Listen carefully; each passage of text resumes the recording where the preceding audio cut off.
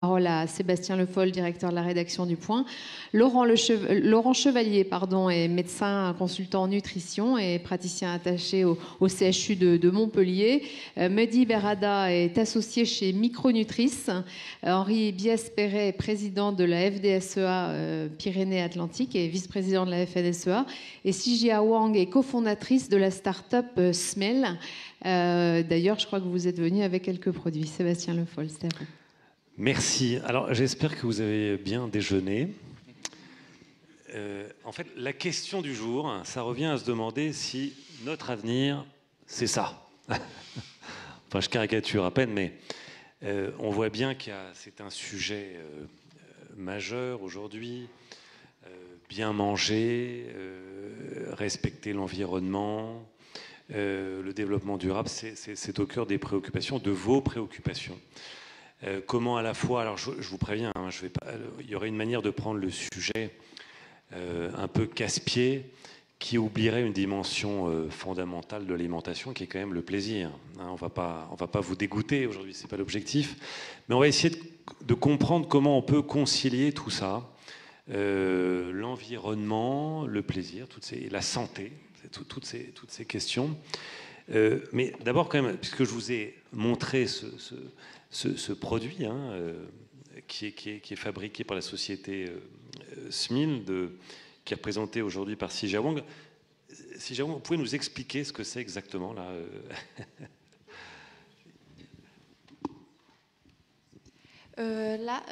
Bonjour tout le monde, je suis Sijia et puis merci pour cette opportunité de vous présenter ce qu'on fait chez Smil.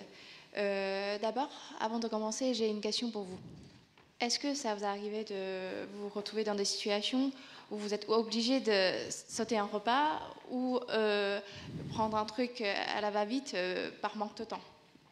Vous pouvez lever la main pour une signe? Voilà, quasiment tout le monde. Et si on fait du sport le midi ou le soir, c'est encore plus compliqué. Souvent, ça devient un choix à faire entre manger équilibré ou une séance de sport. Et c'était une question qu'on s'est posée avec mon associé Antoine il y a 3 ans. Parce qu'on s'est dit, nous, des jeunes actifs, sportifs, un peu, on a envie d'améliorer notre santé en faisant du sport. Mais en même temps, on est obligé de sacrifier le temps de manger pour faire du sport. C'est contradictoire. Du coup, on a commencé à chercher une solution qui peut nous permettre de manger équilibré tout rapidement. Et là, ça c'est la naissance de notre produit Smil. Et notre mission, en fait, c'est de proposer des solutions nutritionnelles aux gens actifs, sportifs, pour améliorer leur quotidien. Du coup, ils peuvent prendre le plaisir de faire du sport, de profiter de leur vie. Et puis, depuis jusqu'à aujourd'hui, on a 2 formats à présenter. Il y a ce format-là, qui vous paraît un peu spécial. Il y aura bientôt aussi un autre format, ce sont des barres céréalières. Et tout ce qu'on veut faire, c'est pas du tout pour remplacer les repas, mais c'est pour donner une alternative. Jusqu'à aujourd'hui, depuis le début de notre aventure, on a vendu 300 000 repas parce que les gens y voient l'intérêt de faire comme ça. Alors là, j'ai envie de faire réagir Laurent Chevalier, hein, médecin nutritionniste bien connu des lecteurs du Point. Vous nous venez de Montpellier, vos livres sont des best-sellers. Et d'ailleurs, je signale au passage que si vous voulez vous faire dédicacer les 2 derniers, il y a ici disponible à l'accueil de Futurapolis Alors on mange quoi hein, le guide du bon sans toxique et l'indulgence dans l'assiette. Est-ce que c'est ça, Laurent Chevalier, notre avenir? Alors, on est un peu à la croisée des chemins. Je pense que Mme Wang a bien expliqué que ça restait un produit, malgré tout, un peu marginal. Il est tout à fait essentiel, bien entendu, de mâcher et surtout qu'il y ait une bonne adéquation entre les aliments et la physiologie humaine. C'est-à-dire que l'alimentation, c'est pas que ça. C'est-à-dire c'est pas que une assemblée de nutriments, de micronutriments qu'on peut prendre un petit peu comme ça. C'est autre chose l'alimentation. Et aujourd'hui, je dirais qu'on est un peu à la croisée des chemins. On va avoir une très grosse offensive sur une certaine forme d'alimentation qu'on devrait ne pas accepter. Et c'est ce qui s'est passé hier aux États-Unis, où la viande en laboratoire est autorisée. C'est-à-dire qu'ils ont sorti une réglementation pour qu'on puisse commercialiser la viande en laboratoire. La viande en laboratoire, c'est des cellules qui vont être multipliées et qui sont supposées remplacer la viande avec une argumentation faussement écologique. Faussement écologique, pourquoi ? Puisqu'on va l'annoncer sans pesticides, sans utilisation de pesticides, comme quelque chose de très bien. Mais en fait, ces nouvelles technologies sont extrêmement énergivores, c'est-à-dire on a besoin de beaucoup d'énergie, de lumière artificielle, de milieux pour pouvoir nourrir ces cellules, alors que dans l'agriculture et dans l'élevage, eh bien, tout simplement, qu'est-ce qui fournit ? C'est le soleil, la qualité des sols qui permet de nourrir les animaux et de nourrir les hommes. Donc il faut faire attention à ça. Et la problématique que l'on a, c'est que des grosses sociétés américaines ont investi et surinvesti sur ces produits-là. Et on risque d'avoir une déferlante de ces produits-là dans les 10 années qui viennent. Actuellement, sont commercialisés de façon tout à fait marginale parce que très cher, mais ça va arriver. Et ça va arriver comme on nous a imposé, d'une certaine manière, tous ces colas, ces sodas, dont aujourd'hui encore, on ne connaît pas l'intégralité de la composition et les pouvoirs publics n'ont pas été capables de faire en sorte qu'on puisse connaître l'intégralité de la composition de ces colas et de ces sodas. Donc il faut rester extrêmement vigilant. D'autre part, cette viande en laboratoire, cette viande in vitro, ce qu'on souhaite, c'est au moins qu'en France, elle n'ait pas le terme de viande. Et finalement, si on développe ce genre de choses, eh bien, c'est d'une certaine manière aussi la mort de l'agriculture. Et c'est ce qu'on ne souhaite absolument pas. Oui, alors, Henri Biespéré, vous êtes venu, là, vous êtes vice-président de la FNSEA. Quand vous voyez là, cette bouteille, là, ça vous effraie ou... Non, ça ne m'effraie pas. Je pense comme ça vient d'être dit, ça correspond à une petite partie de la population qui recherche des produits. Madame a très bien donné les principales caractéristiques. Vite pris, qui soient au niveau de l'apport en vitamines et en matières qui apportent l'énergie suffisante pour un sportif. Voilà, ça correspond à une petite partie. Moi, je ne pense pas, alors en tant qu'agriculteur d'abord, je suis producteur de lait à 200 km d'ici. Et dans le pays qui a fait inscrire sa gastronomie au patrimoine mondial de l'UNESCO, je ne pense pas qu'on soit encore à faire 99% des repas avec ce qui est contenu dans ces fioles-là. Et heureusement pour nous les agriculteurs, bien évidemment, même si on doit effectivement s'adapter dans la façon dont on va mettre en vente nos produits, sûrement pour s'adapter à ce nouveau public. Alors, on a Mehdi Berada qui est avec nous là aujourd'hui. Alors, vous avez créé Micronutris, vous êtes associé.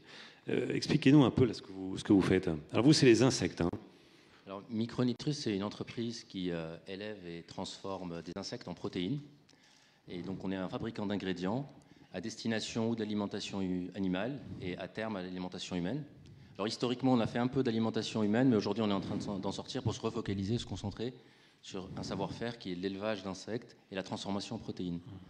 Alors, sur les enjeux qui nous importent dans l'alimentation de demain, au-delà des dimensions nutritionnelles et des dimensions expérience de consommateur, et je sais que souvent le débat autour des insectes est très vite ramené à l'expérience consommateur, et vous pourrez me poser des questions là-dessus, mais moi ce qui m'intéresse, c'est de amener le débat sur les enjeux de filière, parce que pour moi l'alimentation de demain, c'est aussi les enjeux de filière. On voit bien qu'avec l'augmentation du bio, il y a un enjeu de filière derrière, c'est-à-dire que les gens sont de plus en plus conscients que les pesticides ou la manière dont on produit notre alimentation a un impact sur l'environnement. Et dans un monde où il y aura 9 milliards d'habitants, il est temps de se poser des vraies questions sur la manière dont on produit et la manière dont on peut nourrir et garder presque même les mêmes modes de consommation qu'avant, mais avec des modes d'agriculture ou des modes de production beaucoup plus vertueux. Et je vais essayer d'être synthétique. Les insectes sont très prometteurs pour au moins sur deux sujets au moins.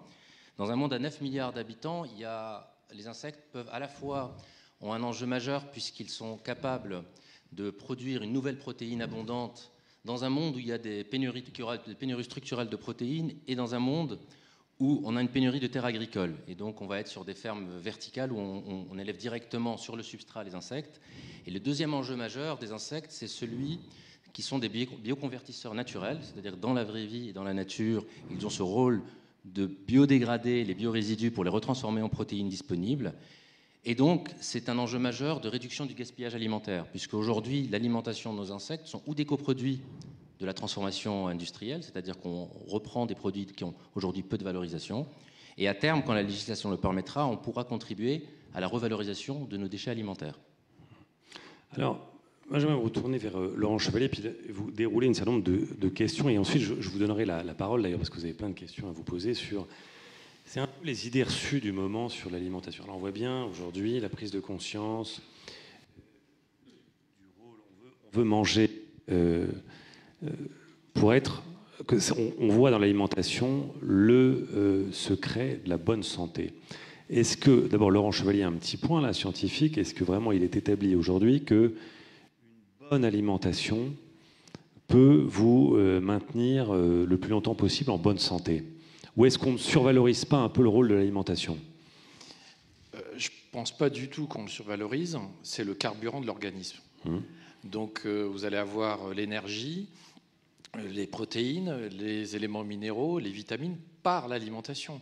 Donc si vous ne vous nourrissez pas, eh bien, on n'est pas comme les plantes qui se nourrissent à partir du soleil et qui fabriquent par la chlorophylle des glucides, etc. Vous mourrez. C'est quelque chose de mécanique. Et cette alimentation, bien entendu, il faut qu'elle soit en adéquation avec la physiologie humaine, ce qui n'est même plus le cas aujourd'hui. C'est-à-dire qu'aujourd'hui, avec les produits ultra transformés, vous avez des ajouts d'additifs, vous avez des ajouts d'arômes de synthèse, vous avez des migrations des produits d'emballage dans les aliments, et tout ça, on ne sait pas les reconnaître physiologiquement. Donc ça pose des problèmes au corps, d'où le fait qu'on a pratiquement un Français sur deux qui a des troubles digestifs, à type de ballonnement, à type de troubles du transit, parfois tout simplement de la fatigue. Et sur une certaine forme d'alimentation qui risque d'arriver, eh bien, complètement artificialisée, on va avoir aussi tous ces problèmes qui vont s'amplifier. Par ailleurs, on sait aujourd'hui que malheureusement, avec la pollution, eh bien, on a une dégradation aussi de l'alimentation, c'est-à-dire que par exemple dans le gras, autrefois, on sait qu'on a des acides gras saturés. Maintenant, on a ce qu'on appelle des polluants lipophiles, comme les dioxines, les PCB, qui ensuite qu'on va ingérer, qui vont être se bioaccumuler dans notre organisme. Et n'oublions pas que finalement, l'impact de l'alimentation a des dimensions tout à fait négatives sur notre santé, puisque si on a choisi mal, bien entendu, puisqu'aujourd'hui, on considère qu'il y a 1000 nouveaux cas de cancer qui sont détectés tous les jours en France. Alors, on les soigne mieux, heureusement, bien entendu, mais cela vient en partie de leur environnement, à partir d'une alimentation qui n'est pas adaptée. Donc, ce sont des enjeux qui sont majeurs.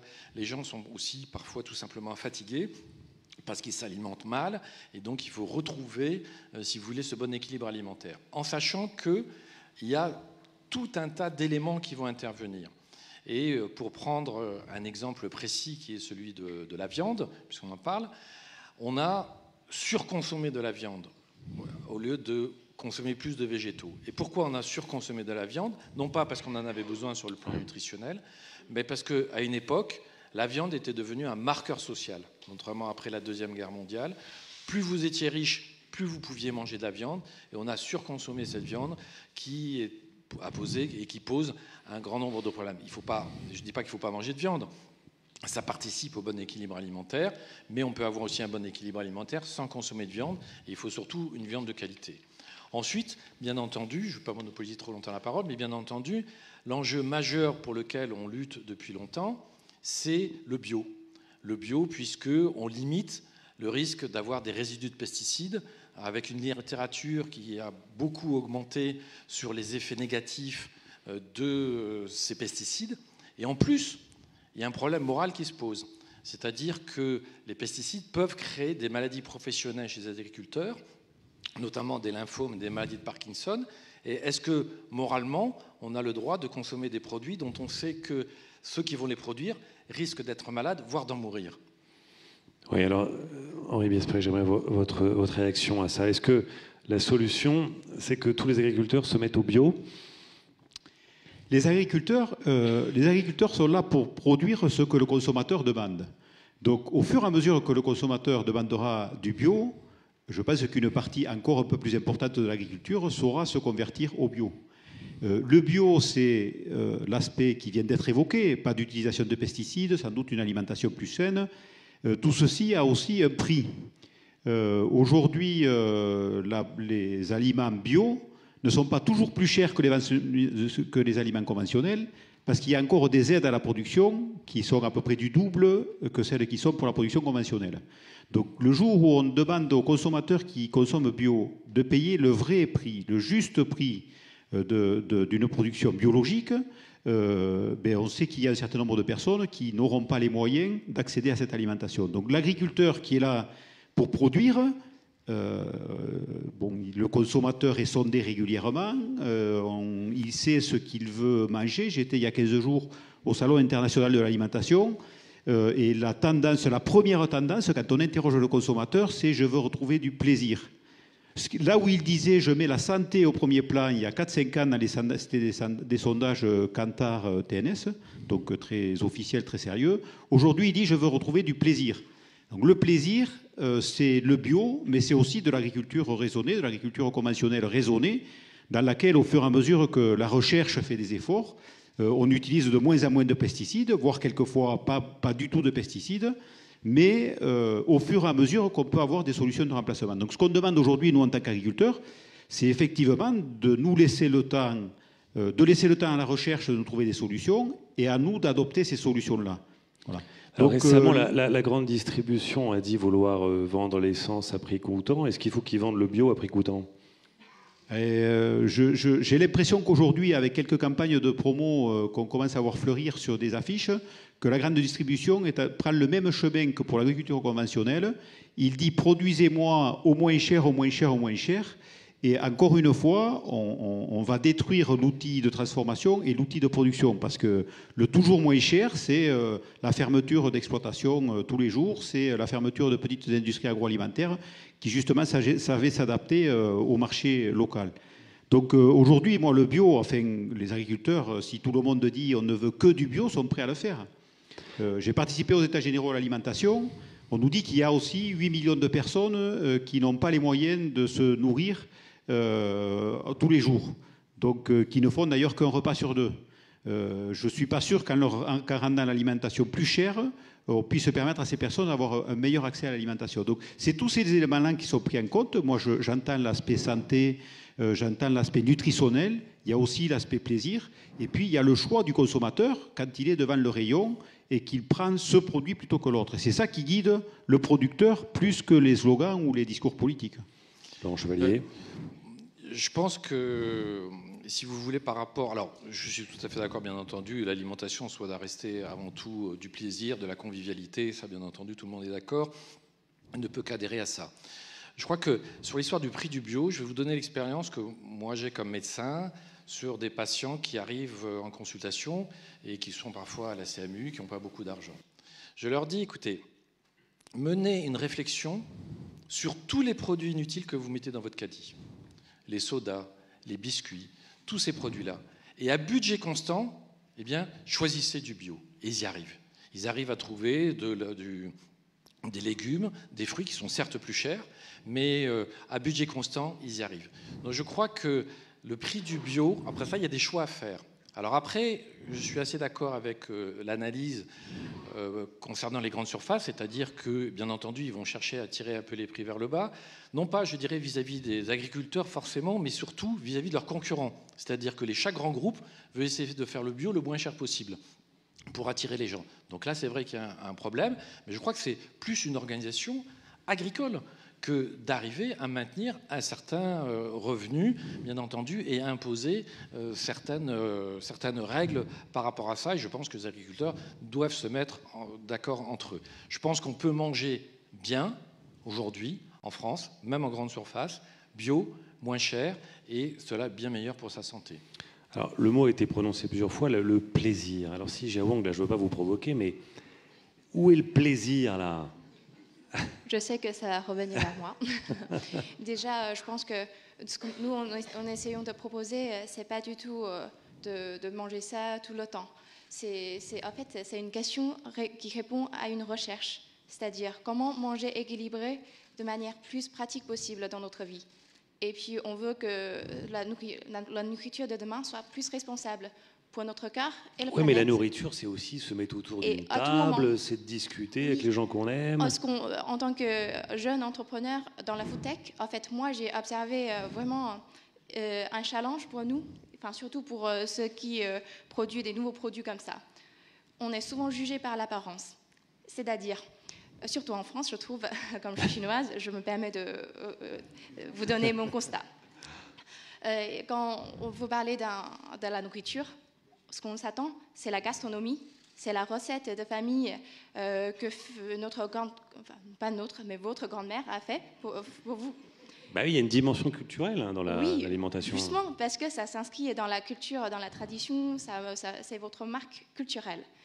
Et en même temps, quand on parle de food tech, on pense à un produit procédé, comme ça, sorti tout direct d'un labo, et puis on se pose plein de questions dessus. Mais en fait, pourquoi on le fait? C'est pour donner une solution à un problème qui n'est pas résolu avant. Et aussi, c'est un problème, c'est un combat quotidien, en fait. Et ça, c'est notre première démarche pour apporter Combien une il solution. coûte ce repas? Moi? Combien il coûte ce repas? Combien il coûte?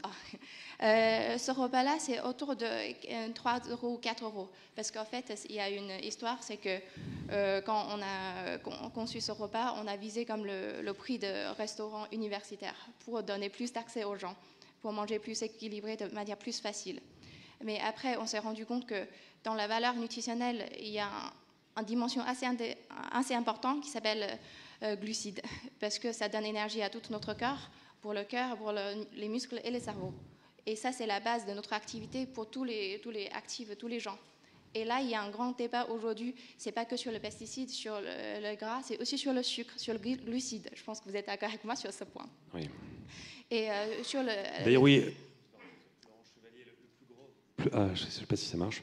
Le plus gros danger là pour nous, c'est le sel ou le sucre? Mais, non, en passant, hein. Non, mais c'est pas ni le sel ni le sucre, c'est l'excès. Oui. L'excès, c'est le sucre ajouté dans les préparations industrielles qui nous pose des problèmes. C'est le sel qui a été ajouté absolument partout, et notamment dans une alimentation industrielle. Alors pourquoi on rajoute du sel et du sucre dans l'alimentation industrielle? Parce que les produits sont tellement fades qu'il faut qu'ils soient un petit peu adoucis, et ensuite ils ont tellement peu de goût qu'on met un exhausteur de goût qui est le sel. Donc je veux dire, c'est complètement hallucinant. Donc il faut bien entendu revenir, alors c'est banal de dire ça, mais c'est quand même une réalité par rapport à une alimentation trop transformée, la moins transformée possible, la plus brute possible. Du coup, je continue sur le débat de sucre. Et puis sur le sucre, dans notre culture chinoise, on dit tout est bon pour la santé dans la juste dose. Je pense que ça, c'est d'accord en France aussi. Et puis nous, justement, chez Smil, on essaie d'appliquer dans notre démarche, on évalue le taux de sucre par un indicateur qui s'appelle indice glycémique. Je ne sais pas si vous le connaissez. Avec cet indicateur, en fait, ça signifie l'évolution de glycémie, c'est-à-dire le sucre dans notre sang, après l'ingestion des repas. Ça, c'est un terme que j'ai appris dans mon expérience entrepreneuriale. Et on utilise cet indicateur pour mesurer tous les aliments. Et par exemple, pour donner une idée, pour les pains de blé blanche, il a un indice glycémique à 85. Pour les quinoa, c'est à 40. Et pour notre repas Smil, c'est à 31. Du coup, ça donne énergie de continu. Ça évite justement ces excès de sucre dans notre corps. Et puis là, c'est un pilier qu'on oublie souvent quand on parle de plaisir. Mais ça, c'est fondamental pour notre santé. Et on est tous conscients que si on n'est pas en bonne santé, comment on peut prendre plein plaisir de la vie? Mais Mirada, sur ces questions-là, votre réaction sur le plaisir, là, qui est important quand même. En général ou sur les insectes en particulier? Non, mais le plaisir de l'alimentation en général, mais dans l'alimentation, c'est important. Non, mais moi, je suis d'accord sur le fait que le plaisir, c'est fondamental. Et c'est pour ça que j'essaye aussi de positionner le débat sur les enjeux de filière, parce que Moi, je ne pense pas qu'on va changer de manière drastique notre manière de manger, mais il faut qu'on change de manière drastique nos manières de produire.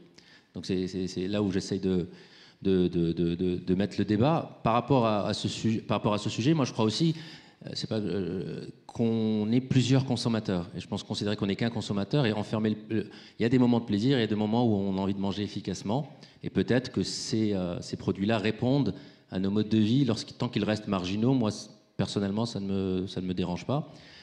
Et nous-mêmes, on le sait très bien qu'on est plein de contradictions en tant que consommateurs, puisqu'on va aussi consommer du bio et un jour, on va aller manger un junk food parce qu'on a besoin d'un quart d'heure. Donc le plaisir est essentiel, mais on a conscience qu'on ne peut pas être en permanence dans une alimentation plaisir. Alors il y a quand même un mouvement qui est en train de se produire. Est-ce que les consommateurs ne sont pas en train de bouger?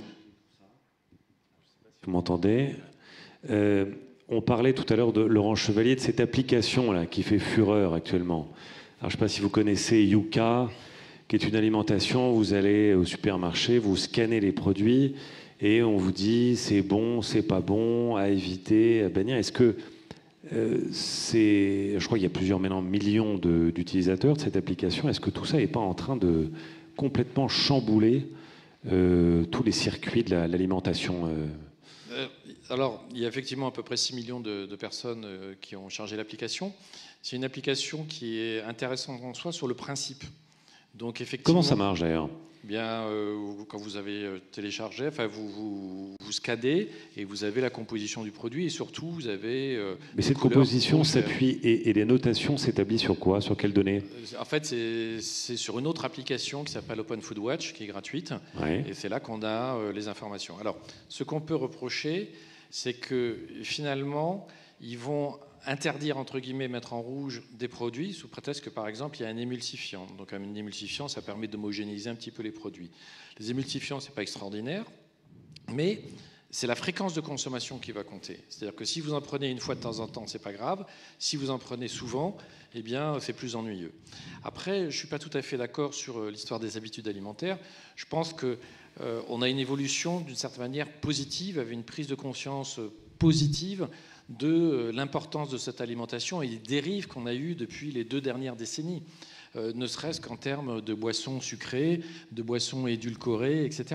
Donc je pense qu'il y a une évolution positive. Et puis, ce qui est très important aussi, je dirais, au niveau de l'agriculture, c'est que grâce à l'agriculture bio, et grâce à tout un tas d'agriculteurs, mais pas que dans le bio, il y a tout d'un coup le consommateur qui a été mis au centre des préoccupations. Beaucoup trop souvent, on a parlé de caractère économique, et j'étais récemment invité par des agriculteurs à Rodez, il y a 800 personnes qui sont venues, et c'était très prégnant. C'est-à-dire qu'il y a une évolution extrêmement favorable de la part des jeunes agriculteurs par rapport à ça. Et dans l'innovation, aujourd'hui, nous, ce qu'on considère comme médecins nutritionnistes, c'est qu'il faut accompagner un très fort mouvement sur une amélioration. L'amélioration, c'est quoi? C'est de faire des rotations de cultures, de ne pas rester sur des monocultures, d'arriver à enrichir les sols. Il y a des perspectives extrêmement intéressantes qui sont faites, des initiatives, notamment par exemple par Marcel Mézy Environnement, où on met des micro-organismes dans le sol, on améliore les rendements, on a moins besoin de rajouter des engrais, les animaux vont mieux, etc. Donc il y a de l'innovation pour accompagner le vivant et non pas pour artificialiser. Aujourd'hui, ce qu'on essaie de faire, c'est artificialiser la nourriture avec, par exemple, cette viande in vitro, avec certains types de produits de synthèse qui vont arriver, qui vont être aux mains de grands groupes industriels, et les gens seront obligés de payer pour pouvoir utiliser ça avec des brevets, et ça va aller très très vite. On va retrouver ça dans des sandwichs, on va trouver ça dans des boulettes de viande entre guillemets, donc il faut être extrêmement vigilant. La France a été très vigilante par rapport aux OGM, ce qui était une bonne chose parce qu'on maîtrisait mal la technologie. Alors certains la détournent puisque en fait on fait des OGM maintenant possible, on peut faire avec une absence de réglementation en utilisant des produits chimiques, en irradiant, sans introduire un morceau de gène. Donc il faut être très très vigilant là-dessus. Il faudra qu'on soit très très vigilant sur cette nourriture artificialisée qui va arriver comme ça un petit peu à bas bruit. Et il faut être très très vigilant là-dessus. Je vous propose qu'on prenne peut-être quelques questions dans la salle pour avancer dans notre discussion. Pardon.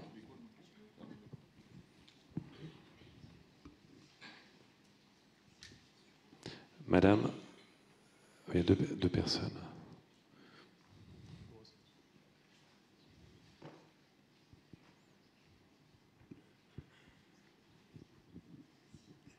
Bonjour, je suis fille d'éleveur. À titre informatif, l'élevage ne nécessite pas que du soleil et de l'herbe.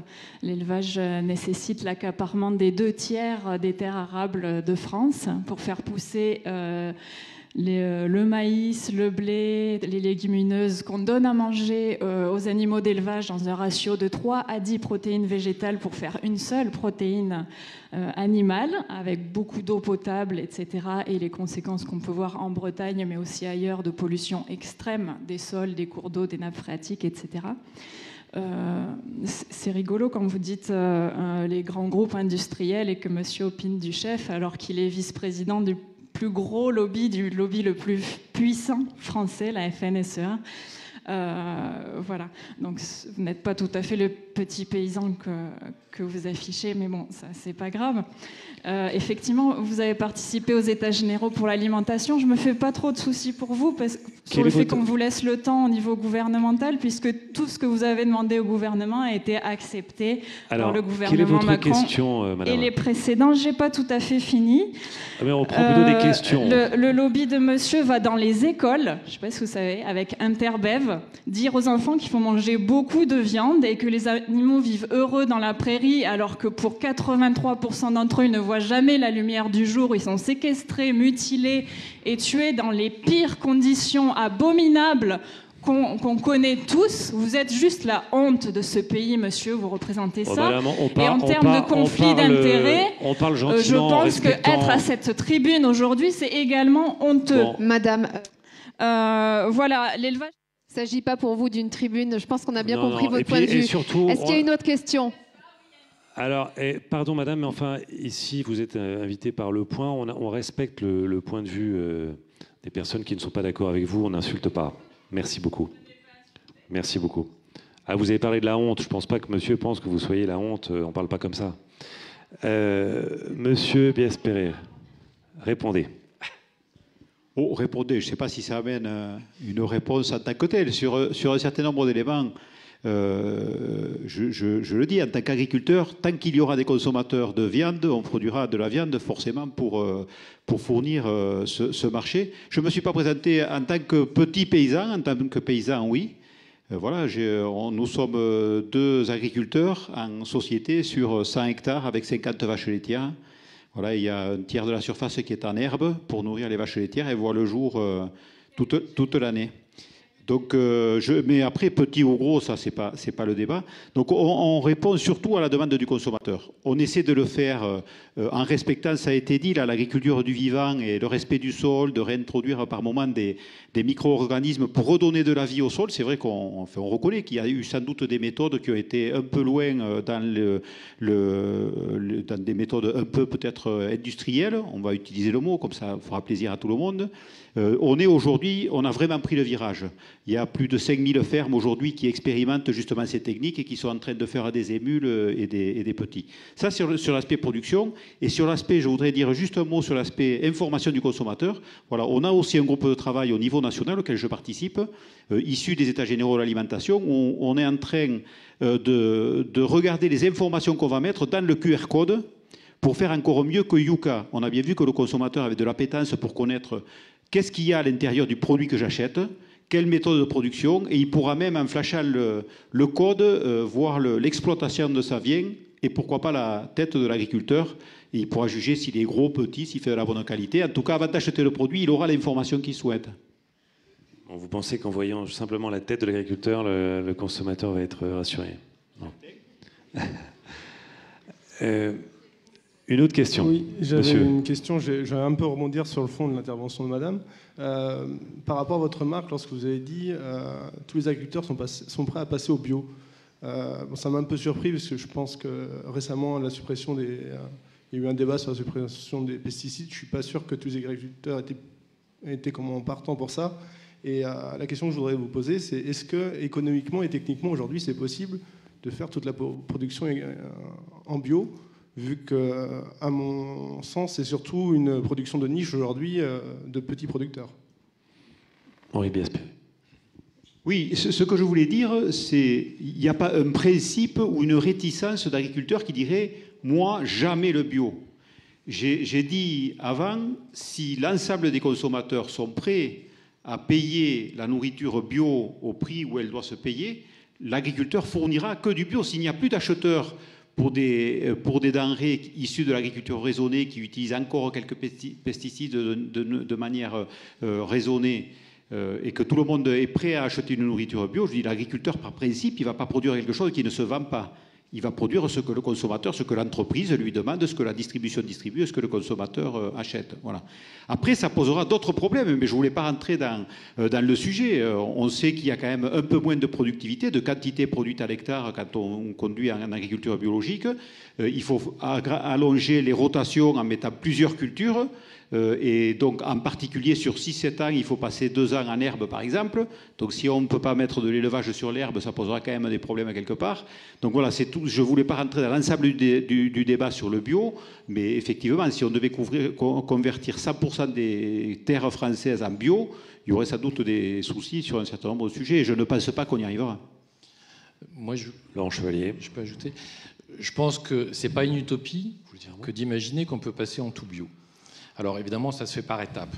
Mais ce qu'il faut voir aujourd'hui, selon les rapports officiels, l'impact sur la santé des résidus de pesticides est estimé par les autorités nationales au niveau européen à 120 milliards, sans parler le coût humain.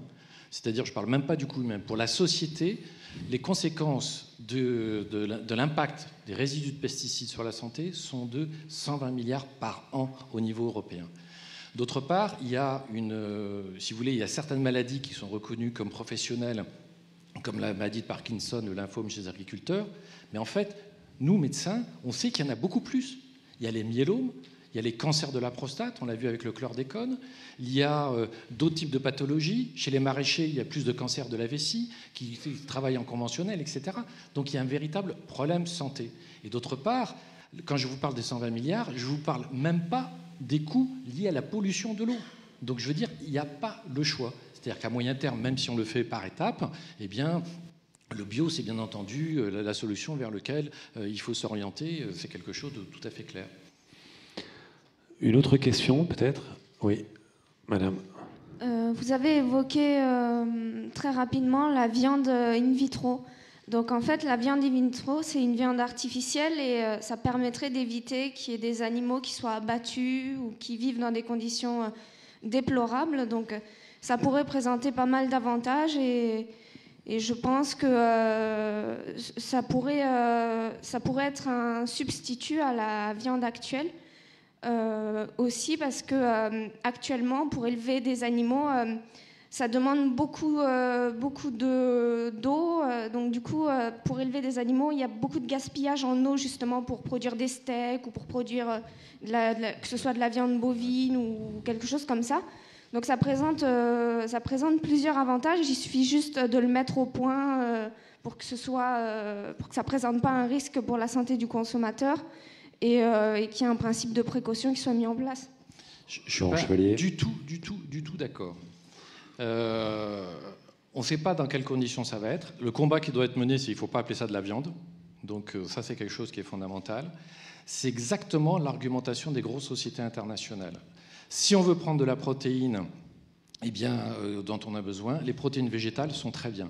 On a oublié les légumineuses. Quand on regarde les courbes de consommation, elles se sont complètement effondrées, c'est-à-dire les graines, comme les lentilles, les pois chiches, les pois cassés, etc. Donc on peut prendre de la protéine végétale en association avec des céréales et on aura les apports en acides aminés. L'alimentation qu'on nous propose, qui va envahir, ce n'est pas du tout une alternative. Et en plus, elle sera très probablement parfaitement indigeste. C'est-à-dire qu'on ne sera pas capable, on n'a pas les enzymes pour digérer ces produits qu'on nous prépare. Donc il faut être extrêmement prudent avec ça, et c'est certainement pas une alternative. On va prendre une dernière question. Monsieur... Oh. Alors peut-être... Alors monsieur a demandé avant...